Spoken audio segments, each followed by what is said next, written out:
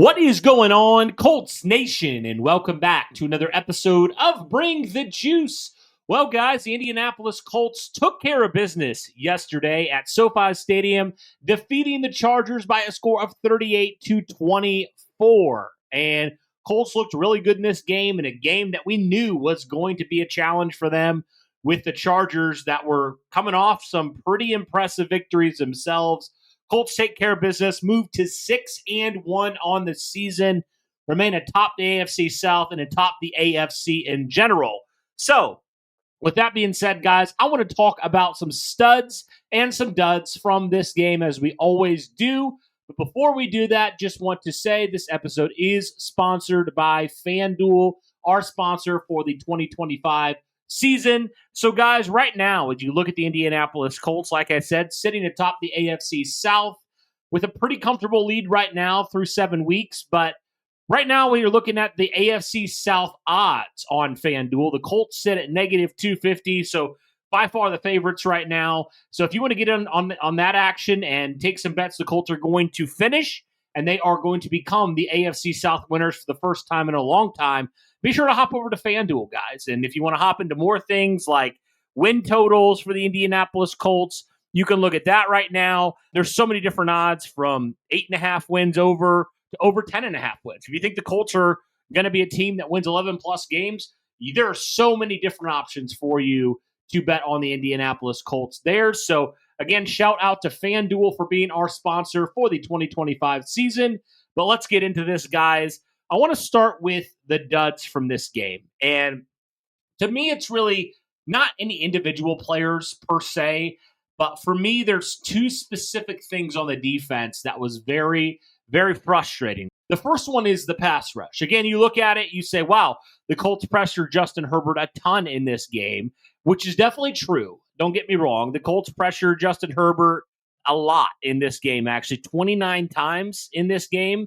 But the problem was the Colts couldn't get home a lot of times. They only finished with 3 sacks.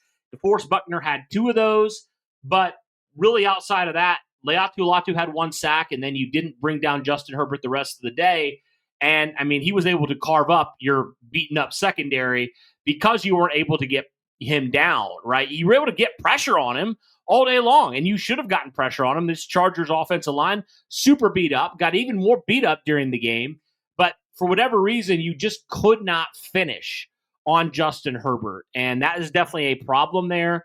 That's why I would say right now, I think for me, that's the top priority for the Indianapolis Colts. If they're looking to make a move, which I think they very much should, at the trade deadline, they have to go get a pass rusher. I think they need to get a proven player in there, even if it's only a situational player for third downs. Like, you just need to get somebody who can win, at the point of attack. And the Colts don't necessarily have that at their edge room. I mean, it doesn't matter who's the quarterback. Jacoby Brissett, Justin Herbert, they have so much time in that pocket from the edges. I mean, the edges are just not delivering, not getting home. Like I said, DeForest Buckner really the only reason why your defense was able to get any sort of pressure at all in this game. So the edge rush has been very disappointing this year. And also, another reason why I think the Colts should look at potentially adding an edge rusher is 2 of your edge rushers got hurt yesterday. Tyquan Lewis with the groin and Samson Ebukam hurt his knee yesterday. So I do think the edge rusher group is in definite need of an alpha and somebody who can just go out there and can just win. And if they can find that, I think that will solve a huge problem with their defense, because that has certainly been the biggest issue. And it's something where you're not just missing guys, and that's why these players are the players that you expected to come out here and to deliver, and so far they haven't done that. So for the Indianapolis Colts, they absolutely need to figure out that edge pass rush situation, because it's definitely been a problem so far this season. So that's definitely the first one. And I think within that, the second one is just the inability for the Colts to get off the field on defense. There was multiple times starting in that third quarter where the Indianapolis Colts had opportunities to get off the field. I think there was at least 3 4th downs where the Colts gave it up. And it's just like, again, part of it due to the injuries to the corner room, but also due to the lack of pass rush that you had. And this Colts defense has had those problems in the past. Now, again, they were able to get off the field when it mattered the most, so that is the good thing. But there was multiple times where they should have gotten off the field a few other times, and they allowed touchdowns. Not even just held them to field goals. They allowed touchdowns in those drives. So, yeah, an absolute frustrating game from some of the guys that you expect better of and some of the players on this defense you expect better of. So, got to figure out a way to get off the field. And again, I think it comes back to adding a proven pass rusher and potentially another corner with just how injured you are on that secondary. So those are really my two only duds, though, guys. Like in a game like this where you win by 14 points, like there's not going to be a ton, but especially on the defensive side, those were definitely the two biggest issues for this defense. Now, moving over to the studs, and there are a ton of studs. Don't get me wrong. Like, there's so many guys I could have also thrown on this list. So if a player's not on this list, I do apologize. But it's just, I can talk about every player on this offense. I mean, the offense was so good. 38 points. They could have easily had 40 plus in this game if they would have really wanted to. They maybe could have had 50 plus if they really wanted to. Honestly, with how this offense was cooking yesterday, I think they probably could. But anyway, this offense, when you look at it, I mean, Daniel Jones continues to be one of the best quarterbacks in the NFL. Again, a strong performance from Daniel Jones. I think one of his best performances from an efficiency standpoint. He was 23 of 34, 288 yards, 2 passing touchdowns, no turnovers once again, 113.4 quarterback rating. I think that's either the highest or one of the highest passer ratings he's had this season. So this was a Chargers defense, though, that definitely had success against the pass. So Daniel Jones was doing everything he needed to do in this game. And mind you, this was a game where the Colts didn't have Josh Downs, who was a huge part of their offense, and they didn't have Ashton Doolin, who also has been a huge part of their offense when he's been needed. So, you were rolling out guys like Adonai Mitchell, and, even Anthony Gould got a little bit of run with this offense. That's just how depleted your receiving core was yesterday, but it didn't matter. And Daniel Jones was able to find his guys all over the field. He was able to spread the ball around to so many different guys in this game, and it was actually amazing. I mean, you have 1, 2, 3, 4, 5, 6, 7, 8 guys who had a catch yesterday. So Daniel Jones was definitely spreading the ball around, getting the ball in the hands of his playmakers, and he was all efficient all day long. So Daniel Jones definitely deserves his flowers. He has just been fantastic this year. Again, another strong performance from Daniel Jones. And, he's never going to have, I mean, maybe he will eventually, but he hasn't had the games where he's going to throw for 4 or 5 touchdowns. But he's just so efficient. He's just so efficient throwing the football, and he got a couple touchdowns out of it too. And also, by the way, he also threw a third passing touchdown, if you will. It was a 2-point conversion, so it doesn't show up in the box score, but Daniel Jones was absolutely balling yesterday. He deserves all the credit in the world. He has been phenomenal for the Indianapolis Colts this year. Now, moving over to the second stud. I mean, how can you not mention Jonathan Taylor? And what he has done this year is nothing short of amazing.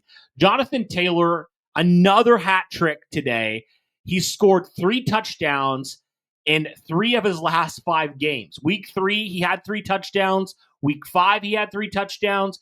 And he had 3 touchdowns against the Chargers yesterday. So that's incredible. And in total, Jonathan Taylor has 11 touchdowns this season through 7 weeks. I mean, let that sink in for a second. Over a touchdown per game, Jonathan Taylor has scored, which is just incredible. In fact, no other player in the NFL has more than 7. So Jonathan Taylor is by far and away the best offensive weapon through the NFL through 7 weeks. It's just incredible how good Jonathan Taylor has been. Derek threw the stat out yesterday. I'll share it again. Jonathan Taylor alone has had more games with 3+ rushing touchdowns than the New York Jets have as a team in 2025. Crazy stuff. Crazy stuff. It's just insane how good Jonathan Taylor has been. And like I said, 10 rushing touchdowns, a receiving touchdown. He's averaging over 90 yards per game. And the thing that just impresses me the most about Jonathan Taylor this year is he's so darn consistent. Like, he's had so many games right near 100 yards this year. It's not like he has a game where, he rushes for 200 yards and then he goes and rushes for 40 or 50. Like, he has been very consistent this year. I think, personally, the most consistent he's been since 2021, honestly. So it's been incredible to see Jonathan Taylor and just what he's done. And also just the ways that the Colts are now utilizing him in the pass game. I mean, just getting him the football multiple times, making big plays. I know he had one on that first drive, I believe it was, on like the second passing play where Daniel Jones looks, he just checks it down. JT gets 8, 9, 10 yards. And then there was another one where they screen it to him. JT gets all the way down within the 10-yard line. So Jonathan Taylor has been used in a lot of different ways. He is the best back in football. There is no argument to be made right now. Jonathan Taylor is on another level, and you got to give him his credit. I think right now, Offensive Player of the Year, and I don't think it's much of a contest right now with how good Jonathan Taylor has been through 7 weeks. So again, another strong performance for Jonathan Taylor. Shout out to him, best back in football. All right, let's continue on with the next stud. And I have to say, thank you, Chicago, for passing on Tyler Warren. He has been incredible for the Indianapolis Colts this year. Another good performance for Tyler Warren. 4 catches, 70 yards, a receiving touchdown, and also the things that, you don't pick up in the box score, like his ability to run block. I mean, Tyler Warren has been one of the biggest additions to this Colts offense. He has been the missing link in this Colts offense that they've been missing, honestly, in their receiving core. He has been fantastic through 7 weeks. I believe he still leads the NFL in receiving yards by tight end, so he is absolutely incredible. Another strong performance from Tyler Warren. He definitely needs to be in the conversation for Rookie of the Year because he has been just that good so far. All right, another player that had to step up and really, get more of an extended look here is Alec Pierce. And I love that because Alec Pierce, he had the injury. He's had a couple plays, but this was by far his best game of the 2025 season. He led the Colts with 5 catches, 98 yards. He had that huge catch on a 3rd and 17 where Daniel Jones just throws it up to him and says, all right, Alec, go and get it.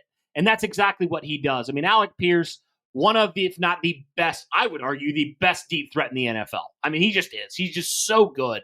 And the Colts were able to find him, Daniel Jones and him building that chemistry. Fantastic stuff from Alec Pierce. He is a must re-sign for me. He is the first player you have to re-sign if you're Chris Ballard for the 2026 offseason. So absolute stud, Alec Pierce, once again. Great to get him back and great to have him in the lineup this year because he has been really good when he's been in there. So glad that he is back, especially, like I said, with some of the injuries to 2 of the other wide receivers.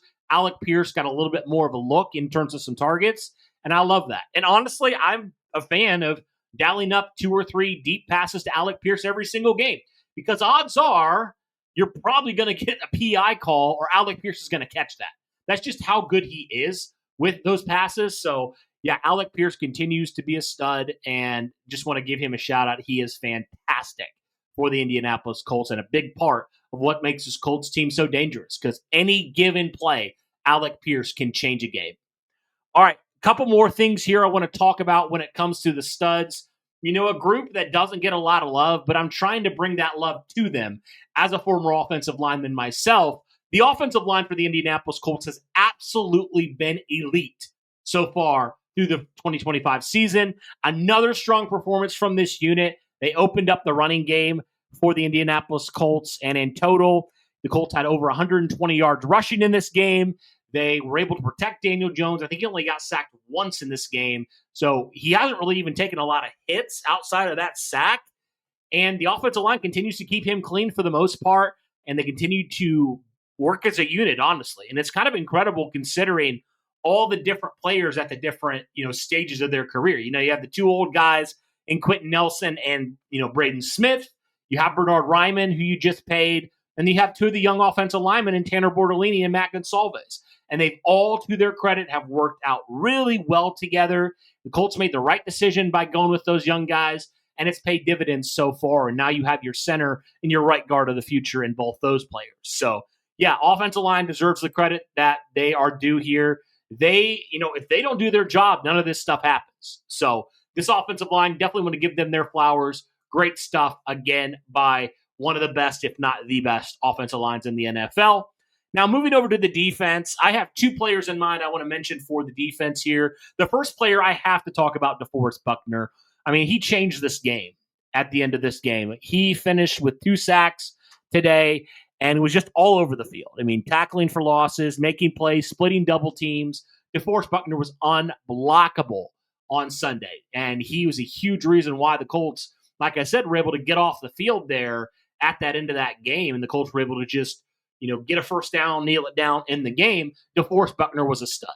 Absolutely. And, as much as I've dogged on this Colts pass rush, DeForest Buckner was virtually their entire pass rush yesterday. So he's an absolute stud. Hopefully they can get him some help. But I want to give him a shout out. DeForest Buckner is an absolute stud. I wanted to mention Grover Stewart just for the interception alone, but you know what he does all the time. And the last player I want to talk about here is Nick Cross as well. And similar to Grover Stewart, a huge timely interception that you needed in that game that wiped any points off when at minimum the Chargers kick it for 3. Nick Cross with a crazy good interception on Justin Herbert. It was a one-handed interception there that really killed the momentum in that first half of another Chargers drive. So shout out to Nick Cross. Great stuff there. Definitely a great find by Chris Ballard back in that 2022 draft. And now you see why the Colts traded up for him. Nick Cross was an absolute stud in this game. But yeah, guys, I think that'll do it here for the studs and duds from the Indianapolis Colts victory against the Chargers in SoFi. Colts finally get a win in SoFi for the second time. So let me know your guys' thoughts in the comments below about any other studs and duds that I missed. But guys, that'll do it for this one. Again, shout out to FanDuel for sponsoring this episode and covering this, for sponsoring this episode and all episodes in the 2025 season. But again, that'll do it for this one, guys. Thank you so much for tuning in. Greatly appreciate it. And as always, guys, go Colts.